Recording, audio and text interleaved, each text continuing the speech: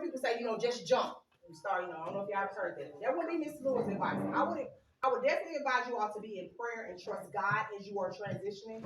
I had a very good government job with benefits and all of that. I had to have the conversation with my husband before I jumped because I had 3 kids. We were all drown if I just jumped, right? So you want to make sure you are seeking wise counsel as you're transitioning.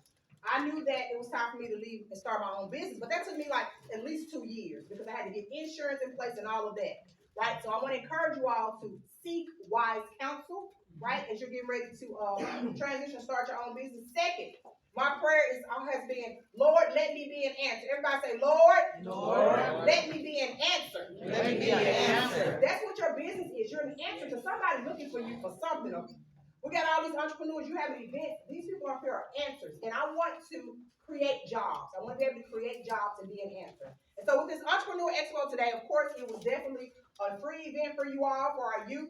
But with our youth entrepreneur, I want to be able to invest and help, right? Is that okay to be able to invest in our youth? Yes. All right, well, y'all give it up. We present Miss Dance Like a Cupcake. We'll give her $100 to invest in her business.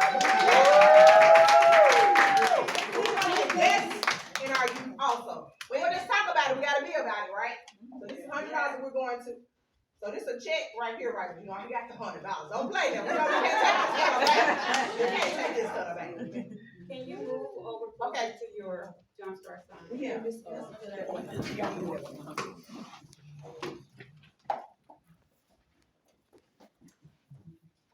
your side up, Camille, just a little. Oh, don't Go go down. down. Now go down, cause you put. Down some more. Yes. A smile.